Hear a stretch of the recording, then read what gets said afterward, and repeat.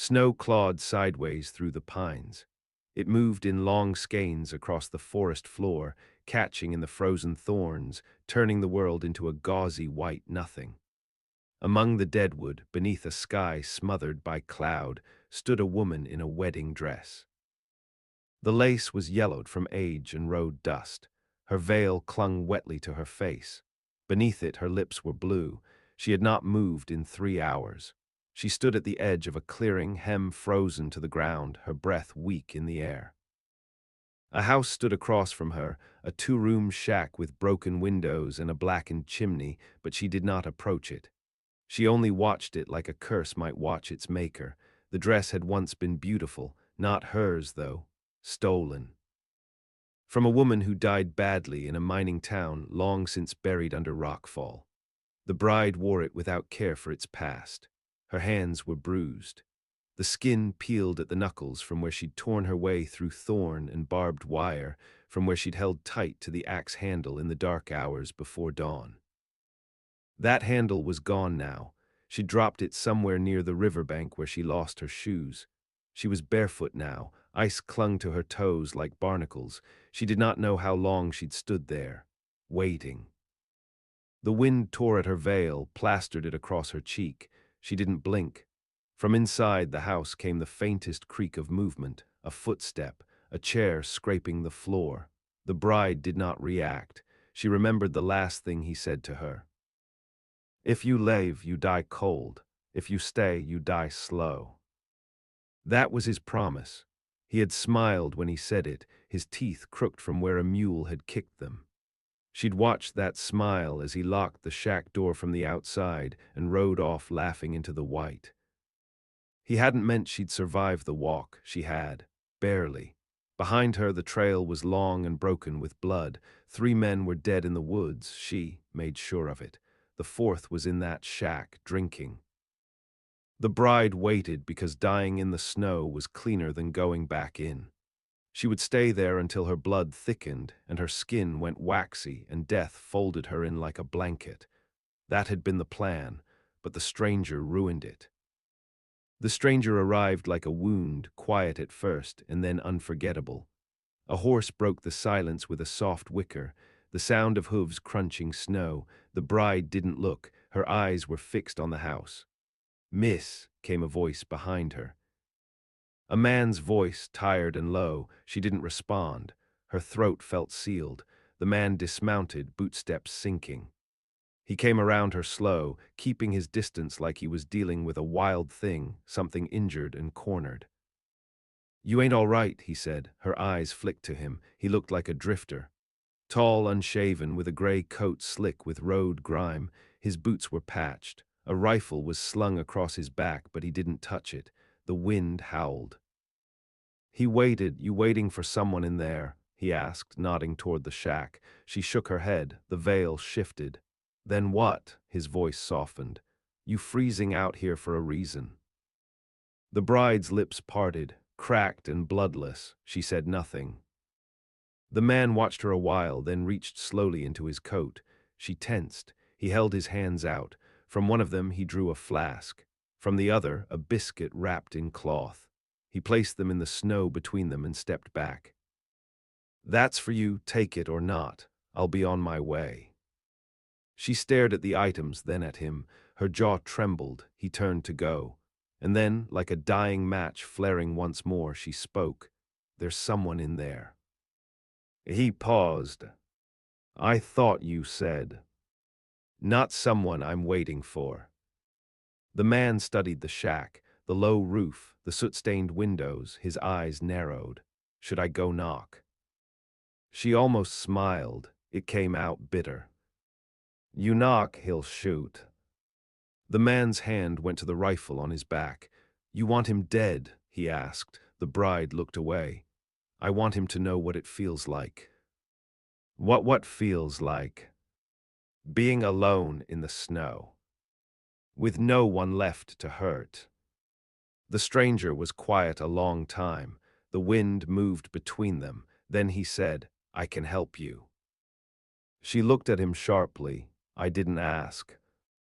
He nodded. But I ain't walking off knowing you'll freeze here like that. Why? Because you're still standing. That stopped her. The bride blinked, slowly, like she hadn't realized until that moment that her legs still held her. She stared at the flask in the snow. The cloth-wrapped food, her stomach twisted.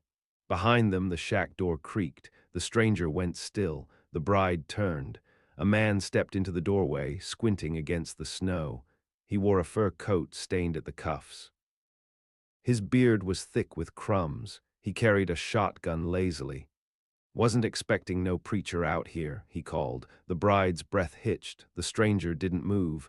"Go back inside," she whispered, but the man on the porch had seen her. His smile came slow. "Well, I'll be damned. Thought the wolves got you." The stranger moved forward a step. "She with you?" the man asked, eyes shifting. "She ain't yours," the stranger said. The man laughed. "She's in my house, wearing my things." "I reckon she is." The bride didn't hear what the stranger said next. Her ears rang, her knees nearly gave, because the cold wasn't killing her anymore. Something else was rising, not warmth, not hope, something darker, older, and it was awake. He didn't draw the rifle. The stranger stood with one hand resting near the strap, but he didn't reach for it. He didn't flinch when the man on the porch raised the shotgun slightly. Snow caught on the barrel. "Best if you go on your way," the man said, licking his teeth. "This here ain't your concern." "She's standing in the snow half dead, dress torn, no boots, no coat," the stranger said. "Looks like concern found me." The man's smile fell. "Last fellow who meddled's feeding buzzards." The stranger nodded slowly, as if filing that away. Then he looked back at the bride. "What's your name?" She opened her mouth. No sound came. The man on the porch scoffed. "She don't talk much." "Got that beaten out, I reckon." The bride flinched. The stranger looked at her a moment longer, then turned back toward the house. "She got a name, or don't she?" The man's jaw tensed. "Did once. Don't need it now." The stranger took another step forward, boots sinking. "I think she does." The air thickened. Inside the bride's chest, something burned, not warm like fire, something colder than the wind, sharper than bone. It clawed upward like roots from frozen ground. "I'll say it once," the man warned, lifting the shotgun. He didn't get to say anything else. The bride moved first. She lunged for the axe. It had been buried hours ago, beneath the snow to hide the blood on it. She hadn't thought she'd need it again, but her hands remembered. She drove forward with a cry that cracked open something inside her. The man on the porch turned, startled, just as she came up the steps. The butt of the axe caught his jaw. The shotgun went wide, barked once, tore splinters from the doorway. She didn't stop. She struck again, then again. By the time he fell, her hands were slick. The stranger didn't move. When the silence came back, heavy and sudden, the only sound was the bride's breath, ragged, hoarse, alive. She stood over the man, veil half torn, fingers clenched white around the axe handle. Her knees buckled. The stranger caught her. He didn't say anything. He didn't ask. He just wrapped his coat around her shoulders and lifted her clear of the body, back down the steps into the snow.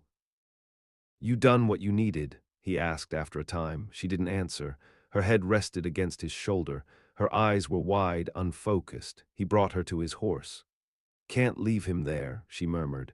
The stranger looked back at the shack. "He dead. I don't care." That seemed to satisfy him. He helped her onto the horse, climbed up behind her. They rode, not fast, not far, but far enough. A line of bare cottonwoods marked the rise of a hill. Beyond it, the land sloped into an old gully, sheltered from wind. He built a fire. She didn't speak for hours. He didn't press her. By nightfall, she'd eaten. Not much. Enough. The veil hung beside the fire, steaming. She stared into the flames like they might burn the memory out of her. Finally, she asked, "Why did you stop?" He looked up from where he cleaned the rifle. "Back there, When he had the gun, why didn't you shoot? The stranger shrugged. You already knew what to do. She looked at him. The fire made her eyes look copper. You didn't know me. I saw you standing in that dress. Wind could have knocked you down, but it didn't. Thought maybe that meant something. Her hands tightened in her lap. People pass through all the time, she said. Nobody ever stopped. They ain't me. Silence again. The fire cracked. A log split. She said, my name's Mara. He nodded, Elias. She didn't smile, but her shoulders dropped. Elias, she repeated, testing the word. Where you headed? He asked. I was supposed to die. He poked the fire, sparks flared. You didn't. She looked at her hands, at the blood dried beneath her nails. I don't know where to go. Then don't go yet. She said nothing. The wind outside the gully howled like teeth grinding bone. She wrapped the coat tighter, not for warmth, but for memory. You got people? He asked. No. Not anymore. Then what do you want? The question struck her, not like a weapon, but like a chisel. Cold and careful, splitting open something buried, she closed her eyes. I want him to be the last. Elias nodded. She didn't mean just that man, not just the one in the shack. She meant the whole string of them, the miners, the lawmen, the preacher's son, the ones who'd taken, broken, silenced, one by one. Then you need a plan, he said. She looked up. I can ride, she said quietly. I can shoot, not well, but I don't miss if I get close. He smiled faintly. That's a start. The fire burned low. Neither of them moved to sleep. Out in the dark, wolves howled. Mara listened, not with fear, but with understanding. They were calling to her. Come spring, the mountains thawed, but Mara did not. The journey took them east first, into the hills where roads vanished and the pines grew so thick you had to move sideways. Elias knew the land. He knew where to find water that hadn't turned bad, how to skin a hare without wasting the hide. Mara watched him carefully. She didn't ask questions, only learned.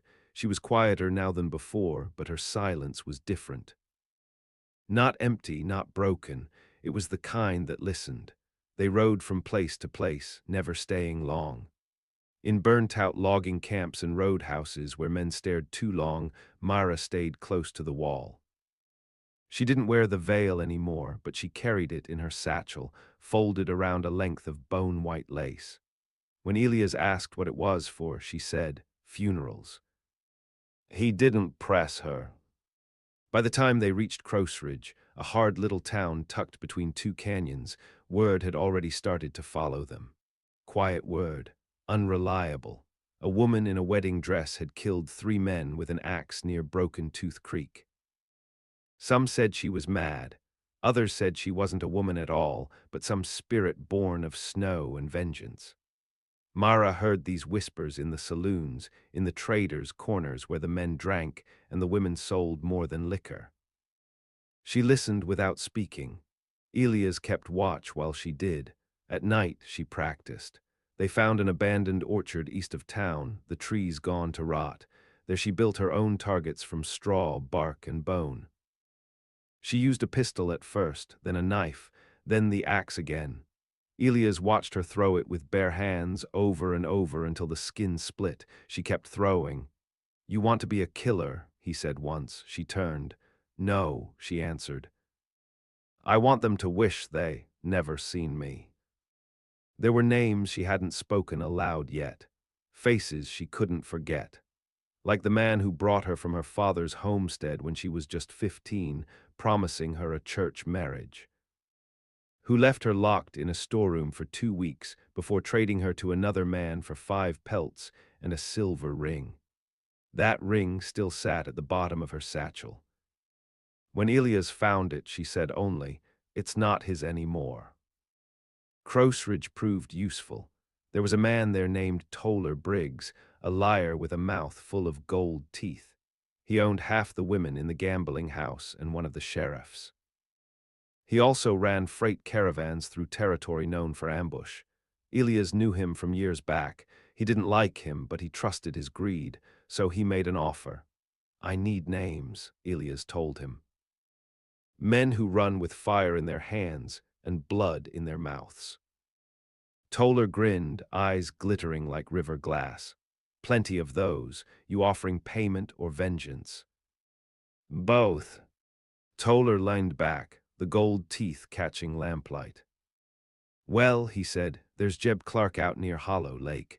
Runs a group called the Red Wake. Burned a homestead 2 winters ago, killed the parents, sold the daughter." Elias said nothing, but beside him, Mara's shoulders stiffened. "You remember the girl's name?" she asked quietly. Toller blinked, surprised. He didn't, but she did. It wasn't herself she was remembering. It was a neighbor's child. A girl with crooked teeth who braided her hair with horsehair charms. They took her in early spring. Mara hadn't seen her since. "Where are they now?" she asked. Toller shrugged. "Last I heard, west of the bluffs. No one's gone after them and come back breathing." Mara turned to Elias. "I want to go." He studied her face. "You sure?" She nodded once. He looked back at Toller. "You best not be lying." Toller smirked. "Wouldn't dream of it." They left before dawn. On the way to Hollow Lake, the land turned brutal. Rock outcroppings like jagged teeth tore at the sky. The snow was gone, but the mud swallowed horse hooves, and the trees stood crooked as drunkards. At the lake's edge, they found the first sign, a body strung to a tree by its ankles. Skin peeled from the chest in clean, slow lines. Mara didn't look away. "He was a message," Elias said. She nodded. They buried him without speaking. 2 days later, they found the camp. 5 men, 1 woman bound, no fire lit. Just a low smoke trail and the scent of blood. Elias wanted to wait, to plan. Mara didn't. She went in at dusk. She moved like she had in the orchard, slow, precise, quiet. The first man died without noise, a blade beneath the chin. The second tried to run. He didn't get far. By the time the others knew what was happening, she was in their camp, veil tied around her face, axe swinging. She fought like she meant to erase something. Elias came in after the third fell. Covered her flank, shot the last one through the throat. The bound woman was still breathing. Mara cut her loose. She didn't say much, just handed her Elias' flask and pointed east. The woman ran without looking back. Mara stood over the last corpse, axe in her hand, veil soaked red. "They remember now," she said softly. Elias didn't speak. In the dying light, Mara looked less like a bride and more like something risen out of winter's grave. She wasn't done, she was only beginning. The rains came down hard that spring, turning the roads into rivers and the rivers into coffins. Townsfolk told stories of children swept away while reaching for their boots. Bridges vanished. But Mara didn't slow. She started collecting names. Toller had given her 3. Jeb Clark was the first. The next was a man called Harrow Finn. Harrow was a slaver in all but name. He ran a freight company from Lantern Post, ferrying timber and salt to the military outposts. He paid boys to kidnap girls from broken towns, girls whose parents had starved or frozen, promised them food sometimes, shelter. Then sold them into a different kind of hunger. Mara had heard of him long before she knew his name. She remembered the girls who vanished and the silence that followed. Harrow's name made the silence make sense. They reached Lantern Post in a storm. The town smelled of rust and fire. Its main street was all mud and piss. Lanterns hung from hooks like hanged men's heads. Smoke from the furnaces never stopped. Elias didn't like it. He said so. "They kill strangers here," he warned, "especially ones who ask questions." Mara wasn't asking questions. She was making lists. They found Harrow's warehouse on the edge of town. Iron walls, guard dogs, a bell rigged on the roof. She watched the place for 2 nights from the loft of an old grain barn. She didn't speak, just mapped it in her head. On the 3rd night, she moved. She wore a wool cloak, hood pulled low. Underneath, the veil was back, but now it was black. She set the fire first, oil through the feed slot, struck from a matchbook stolen at a saloon. When the flames rose, the dogs started barking. The bell clanged. Mara went in through the rear. She didn't go quiet this time. She wanted them to hear her. She left the axe in the first guard's chest. The second was older, faster. He raised a pistol, but she knocked it aside with a hammer swing and drove her knee into his gut. When he fell, she kept moving. Inside, the warehouse reeked of sweat and cedar. Bunks lined the back walls, too many for any one man's crew, crates stacked to the ceiling. And Harrow, standing in the center of it all, clutching a rifle, he wasn't what she expected, tall, thin. Pale as paper, the kind of man who hid behind contracts and bribes, but he raised the gun all the same. "You've made a mistake," he said, voice too calm. Mara said nothing. "I don't know who you are." "You do," she said. He blinked. "No, You took Clara Eves. You took Annalise Price. You took my sister." His mouth opened. Mara raised the hammer. He fired. The shot missed. Wild, shaking hands. She crossed the space between them before he could reload. The first blow broke his arm. The second knocked him to his knees. She didn't stop at the third. When Elias found her, the fire had climbed to the rafters. She stood over what was left of Harrow, Finn, breath steady, veil streaked with blood and smoke. "Any survivors?" she asked. He nodded, gestured behind him. A locked cellar, 6 girls, one barely older than 10. Mara helped them out, didn't say a word, she didn't smile, she didn't cry. Just handed the youngest a coat and pointed them east, same as before. They vanished into the rain. That night, Elias found Mara at the edge of the water, kneeling. She was washing the veil in the river. Slow, careful. "It won't come out," he said. She didn't look up. "I know." He sat beside her. "How many more?" She unrolled the lace she kept in her satchel. There were 9 knots tied in it now, 9 names, 9 debts. "I'll stop when the cloth is full," she said. Elias nodded. Then, after a long pause, "And after that?" She stared at the current. "Then I bury it." "What about you?" "I don't know yet."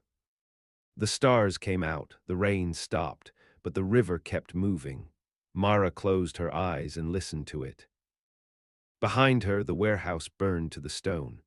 And somewhere far to the north, a man saw smoke on the horizon and knew his time was running out.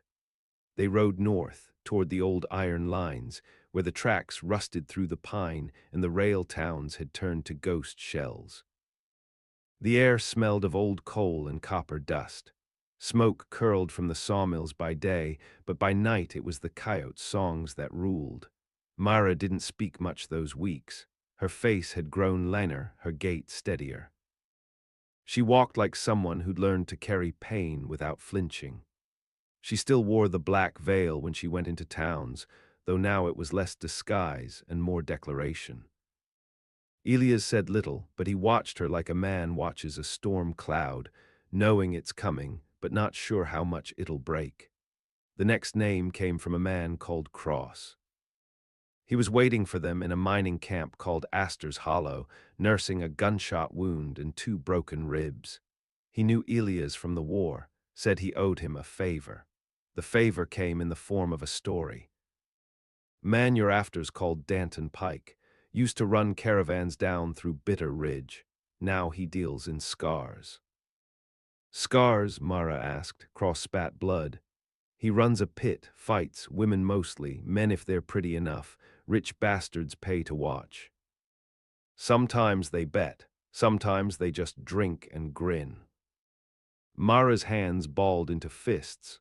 "Where?" Cross looked at her like someone watching a blade being forged. "South of the Iron Spine, old fort, stone walls, no law. They call it the baptism." She didn't ask why. They rode out that night. It took 5 days to find it. The road narrowed to little more than broken brush. No signs, No paths, just the tracks of carts, old blood, and silence. The baptism stood like a grave monument, grey walls risen from a gully, ringed with torchlight and guarded by men with rifles and dogs. Inside, they heard the screams before they saw the gates. Elias held her back. "This is different," he said. "You go in wrong, you don't come out." She didn't answer. Instead, she reached into her satchel and pulled out the veil. She tied it slow, hands steady. Then she said, "I'm not going in wrong. I'm going in as what they made." They found a way through the southern wall, where the rock had cracked from frost and neglect. Mara slipped in under cover of a thunderstorm, veil soaked, face unreadable. Elias waited with the horses. He didn't argue. Inside the baptism was a circle of dirt and fire. The pit sat in the center, ringed by shouting men. No guards in sight, too many eyes. Mara kept her head low, moved through the crowd like smoke. The girl in the ring was barely 20, one eye swollen shut, no shoes. She was swinging a chain like it was part of her body, keeping back a man twice her size. Mara didn't blink. She watched the girl win. Then she asked a name. Danton Pike was up in the old chapel, watching, always watching. She found the stairs, took them two at a time. The chapel was dark. Only one lantern burned on the altar. Danton Pike stood at the window, smoking something sweet and vile. His coat was red velvet, his smile thin. He didn't turn when she entered. "They say your death in a dress," he said. She said nothing. "They say you wear the veil of every girl who died screaming." She took a step forward. He turned. "You think you're the only one with a reason to hate me?" he asked. "You think you're the only ghost I made?" He drew a pistol. She was faster. The knife took him in the thigh first, then the shoulder. He screamed. She walked up to him, calm, careful. "Removed the veil. Do you remember Brenna Thorne?" she asked. His eyes widened. "She was 12, she said. You laughed when you threw her in the ring." He tried to crawl. She stepped on his hand. "Say her name," she said. He choked. She leaned close. "I'll say it." He did. She slit his throat. She didn't move for a long time afterward. Outside, the storm cracked open the sky. Screams turned to shouts. Fires flared. The pit was chaos. Mara stepped through it like it wasn't there. She found the girl who'd won the chain fight, handed her a coat, spoke only one word: "Run." Then she was gone, back to Elias, back to the dark. That night she burned the veil again, another knot tied in the cloth, 8 knots now. Just one left, but this one was different. It had no name, only a face, a voice, a promise whispered into her ear the night they took her from her home: "If you ever tell, no one will believe you. And if they do, I'll find you first." She had told, no one had believed, but now she was the one doing the finding, and he would be last. The land flattened as they rode east, the mountains shrinking behind them like something defeated. The soil turned to cracked shale and salt brush. Winds cut low and mean through the gullies, dragging sand like razors. Mara said nothing for days. Elias watched her change. Her face was leaner now, almost hollow, but it wasn't weakness. She'd shed something human along the road, something soft. Her voice, when she used it, was quieter than ever, but when she looked at you, it was like being judged. She didn't speak the last name, not even to Elias, but he knew she was close. They crossed through Dry Bend, a town not worth the ink on a map.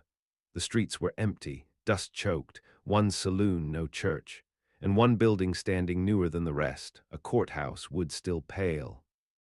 Inside, the judge sat fat behind a ledger. His name was Marlon Hux. He was the wrong man, but he said the right thing. "Mr. Fallen's got land just north of here. He's a good man, took in orphans, built his own chapel. People round here owe him a great deal." Mara didn't blink. "Fallen?" she asked. Hux nodded. "Used to be Reverend Fallen before the war, preached in the high country, moved here after his wife died. Real kind soul." Mara turned. Walked out without a word. Elias caught up to her on the street. "That's him," she said. "You sure?" She nodded once. He had a different name then, but it's him. The last man, the one who started everything. When she was 13, he'd come to her town as a missionary, carried a Bible and a hunting knife, promised to build schools, took girls instead she hadn't told. Not until years later, when another girl's bones were found in the creek. By then he'd vanished, until now. They scouted the land that night. Fallen's homestead sat on a hill backed by cottonwoods. A chapel stood beside it. No cross, but the windows were stained. The glass caught firelight. Inside, Fallen sang. Not loudly, not tuneful, but slow, reverent. Mara listened from the brush, didn't flinch. The next morning she dressed differently. A plain skirt, white blouse, hair pinned, no veil. She left the axe behind. Elias didn't like it. "He's still dangerous," he said. "He thinks I'm gone," she replied. "Let him think it." She walked the road up to his house with dust on her hem and a bundle of wildflowers in her hands. Fallen opened the door. He didn't recognize her. He saw a girl, pale, calm, with the silence of someone he thought he'd broken long ago.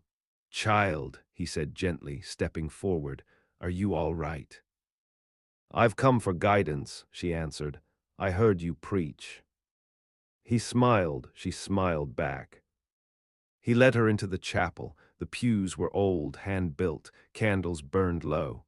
There was a painting behind the pulpit of a lamb being cradled by bloodied hands. He gestured for her to sit. She did. He stood above her, hands folded.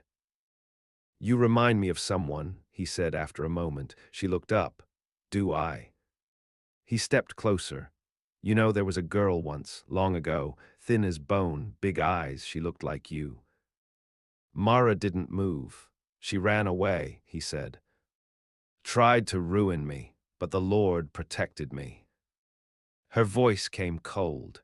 "Was the Lord in the room with her when you locked the door?" Fallen froze, his face changed. Not fear, not guilt, just calculation. "You," he whispered. Mara stood. "You said no one would believe me," she said. "You were right, they didn't." She reached into her blouse, drew the last veil, red lace, stained, brittle. "You said you'd find me first." He backed away. "I'm not afraid of you. I didn't come for fear." She stepped forward. "I came to finish the prayer." She didn't raise her voice. She didn't scream. She spoke the names of the girls he hurt, one by one. Each name was a blade. When she reached the end, she tied the veil to the chapel crossbeam and left it swaying. Then she took the knife Elias gave her, not the axe, not the hammer, just steel. She made it quick. When Elias entered the chapel, Fallen was slumped against the pulpit, his mouth open, his eyes wide. Mara sat in the front pew, face blank. She held the cloth in her lap, the lace now full, 9 knots. "Is it done?" Elias asked. She looked at him. "For me, yes." He nodded. "What now?" She untied the veil from the crossbeam, folded it slow. "I'll bury this, and then I'll go where no one remembers what I looked like." "You want me to come?" She didn't answer for a long time. Then quietly, "You already did." They left together. Behind them, the chapel door swung wide in the wind. No one wept for Fallen. No one claimed the body. And in the hills beyond Dry Bend, beneath a lone pine, Myra dug a grave for a dress, a veil, and the girl she used to be.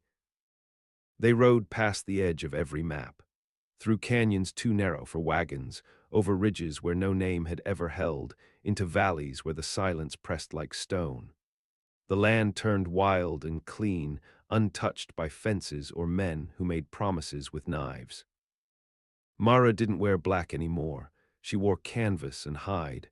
Her hair was unbound. The axe stayed tied to her saddle, and the lace stayed buried beneath that pine near Dry Bend. But vengeance leaves a shape behind. It carves it into the body. Elias saw it in how she rose early, never startled by wind or sound. in the way she checked their trail even when no one followed, in how she slept light as bone on stone. They found a hollow high in the hills, fed by a spring and ringed with juniper. There were no houses, no graves, no echoes of what came before. They made camp there. Elias built a shelter with rough beams and thick canvas. Mara hunted, skinned, planted seeds from a stolen pouch. The world didn't soften, but it steadied. They spoke little. One morning, as the mist burned off the brush and birds began their chorus, Mara sat sharpening her blade and said, "I remember her." Elias looked up. "My sister," she said, "before. I remember how she'd sneak plum wine when no one watched. How she braided my hair crooked, always too tight." She paused. "I didn't let myself remember. Not until now." Elias nodded. They said nothing else that day. More time passed. Seasons don't count the same when you've stepped outside the world.